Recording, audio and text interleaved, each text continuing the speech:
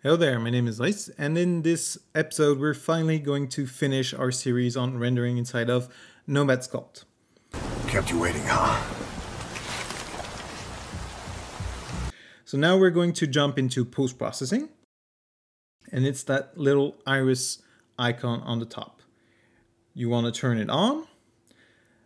First line is quality. This is going to be rendering at the resolution of your screen and your device. So we're going to leave everything at maximum. Right below there, there's the max frame sampling. If we turn it off, you can see that the model is very aliased. Once you turn on max frame sampling, for instance here, when I turn it on, everything is smoothed out. That's because it's going to sample the image, it's going to render the image over 100 frames. So there's a cumulative effect. These are rendering cycles if you use Blender. It's something very similar. When you turn that on, all the effects that are very intensive and that require multiple frames to figure out, you need to turn that on if you want to have the maximum quality. So if you just want to experiment, if you just want to have a fast device, if things are chugging, you can turn it off. For now, we're going to turn it on. You can set the sampling rate to any number you want. 100 seems to be fine for me. It's going to take more time, but we are going to have a better quality image. Right below this, we have reflection SSR. So these are screen space reflections. If we turn it on, you can see that the earring and the chain, you can just toggle it on and off. Now we're getting the environment inside the reflections. So it's not ray traced, it's a screen-based effect. It's similar to what you have in games. It's taking the elements that are present on screen and adding those to the reflection. So we want to turn that on since we have reflective materials. I'm going to turn off max frame sampling to show you global illumination. So this is screen spaced again, global illumination. Global illumination tries to mimic the way light works in real life. So this is an approximation since it's using the screen space, not the real world. But if we turn it on, you can see there are little grainy elements that appeared all over the model. That's why I turned max frame sampling off so we can see the graininess. And you can see that on the color, there's a bit of white coming from the shirt. So this, and you can see here on the cheeks, you can see there are bits of light and color from the environment, from the model that is bouncing all over the place. Because in real life, light hits a surface and then bounces and spreads that color to the local surrounding. So we're going to turn that on to have a little bit more of that color bleed and that more realistic sense. We can increase the tolerance, and you can see right under the bow tie. You can see there's a bit more information going there. We don't want to have it too much because you don't want to make it unrealistic, make too many bounces. We're going to turn back on max frame sampling to get rid of that graininess. It's not very obvious what it does when you have max frame sampling turned on, so you might want to experiment with that. It's screen spaced, so you can add elements to your scene, but they have to be inside the view of the rendering. For instance, if you wanted to have a red diffusion on the right side of the character, you could add a red box or a red plane right next to his face, and then you can turn on screen space global illumination, and that will give a red bounce to your model if that's something you want, and then you just crop it out in post, in Photoshop or Procreate or whatever. Let's go back. Okay, so we're going to turn off global illumination for now. Ambient occlusion. This is the opposite of global illumination. Global illumination simulates the way the light bounces, and ambient occlusion simulates the way simulates where the light cannot reach, essentially. So it's something where the light is occluded and cannot go. If I adjust the strength to make it very minimal, you can see ambient occlusion is useful to make contact shadows, essentially. So you want to look where there's contacts. So right under the color of the cloak, right there, there's a lot of, it's difficult for light to reach there. So that's a good space to use ambient occlusion. Right under the bow tie as well. Very cool. You can adjust the size of it. So you can see that if we increase the size, it starts, the color starts to occlude on the shoulders. If you want to reduce that, just to have contact shadows, you can reduce the size of it. A curvature is going to take the actual geometry of the model to determine where occlusion appears. So you can play with that setting. You can see it reduces it near the, it makes it smaller, because you don't want the occlusion to be very big and wide. You don't want to have big blotchy dark spots on your model. So ambient occlusion, very useful to be the opposite of global illumination. It's going to help you ground the model in its environment, and it's going to help merge every elements together. Next up, we have depth of field, and this is not going to be very interesting right now because this is going to simulate depth of field. So this is going to help you separate elements from the foreground and the background like you would on a camera in portrait mode, for instance. So we are going to turn on these tentacles that I quickly made to show this off. And now you can see that if we turn off depth of field, all the tentacles are in focus. And if we turn on depth of field, you can see we have some blurry tentacles in the back. And we're just going to increase that effect, decrease it, increase it. Far blur is going to help with all the elements that are behind our point of focus. And near blur is going to be everything that is in front of our point of focus. So we don't really have anything in front of our model. You can see that if I increase it too much, parts of the model start to become blurry as well. We're going to set that low. We don't need that, but we want the tentacles in the back to be very blurred out for our final image.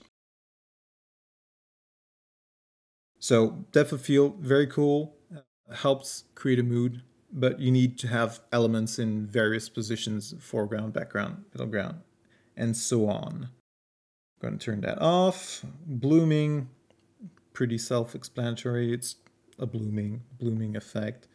So depending on the look you're looking for, the look you're going for, if you want to make it very mystical, very shiny, you can adjust the radius. If you want a big bloom, the threshold, that's going to be the how much a highlight is required to trigger the bloom effect. Turn that off for now. Tone mapping. This allows you to adjust the exposure and contrast and saturation of your image. This is something you can do in post in a 2D editing software, but you can do it live. And you can adjust the exposure like you would on a camera. You can play with the contrast. And you have different modes. Neutral, you can reset everything. So if you want to overexpose, underexpose, you can. I'm not going to be using this on this image, but it's there if you need it. If you need to control your light a little bit better. Color grading, pretty self-explanatory as well. If you want to tweak the image, you can select the channel and just play with the curve to change the overall mood. Curvature. So this one's a bit more interesting.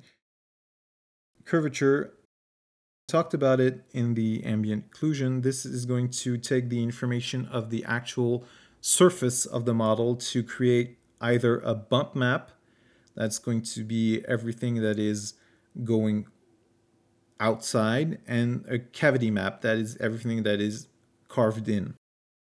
So we're not going to be using bump because it's not really the look we're going for. But if you needed, if you wanted to create an effect and so on, you can play with the bump. So this is going to highlight in the color of your choosing. So here it's in white, but we can say it red. And you can play with the value, and everything that is bumpy or going outside is going to be highlighted. That's not really the look we're going for, but if you want to do something very stylized, that could be something. But we are going to be using the cavity map. So if you pay attention to all the wrinkles on his face, the more I play with that value, the more they seem to be pronounced because they are carved in. And we are going to be using that just to enhance those wrinkles and give it a more stylized look. Chromatic aberration, pretty self-explanatory if you know what it is. It's a defect from lenses. At some point, the way light enters the lens, so the light comes in and goes out, but every color channel is slightly at an off angle. So blue is going out at a different angle than red and then green. And that is something that is very common in old vintage lenses. So if you want to give it a vintage look, you can turn on chromatic aberration. Or if you want to give it a sci-fi look, that's something that is very present in games like Cyberpunk. When you get hit, you get a lot of chromatic aberrations on screen. Definitely something to play with. Vignette, that's something that is going to create a circular, it's going to darken the corners of your image. And that helps frame your image a little bit better. So this is something we're going to be taking advantage of because there's nothing on the sides and we want to focus the image on our face. So we're going to be using that. Grain, that simulates grain. Sharpness, pretty much self-explanatory, nothing very interesting there. You can soften or sharpen your image. Pixel art, pretty self-explanatory as well. I believe pixel art turns off max frame sampling, so you can't use everything at the same time. So you can play with the resolution. Apparently you can use allow frame sampling, so you can use that with different effects. So you can increase the pixelation, and you can use that in conjunction with scan lines if you want to have that retro feel. If you want to have, you can add chromatic aberrations, pixel art, scan lines, and you're in a retro game. And finally, anti-aliasing, that's going to get rid of the jaggies. So we're going to be turning that on. And that's pretty much it. We've covered everything.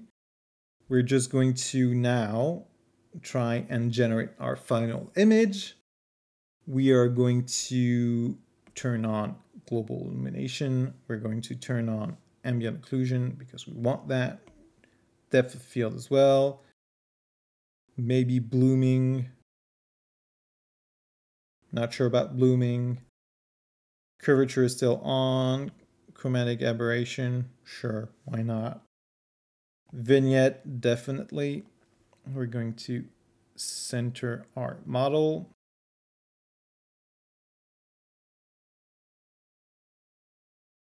So, back to our toggle. And should we add grain? Nah, maybe not. Okay, we have everything we want. We are going to go to our folder here, our file, and we are going to hit export, and that is going to get rid of our interface because we don't want the interface. And you can select the resolution you want. Screen resolution is going to be fine. You just have to hit export, and that's going to run the cycles, the number we set in post-processing, and give us our final image. And that's it. Thank you very much if you've made it this far. We've covered about everything on rendering, and you can see now our image looking nice and sharp. We have the blurry tentacles in the back, eerie looking character, blooming, reflections, all that good stuff, all inside of our application without going to any external software. We can, of course, use it and export it and work on it, crop it maybe to a different format. And yeah, that's going to be it. Thank you. I hope you found this useful. I hope that I didn't speak too much, too fast. And if you have any questions, feel free to ask them in the comments, and I'll see you guys in the next one.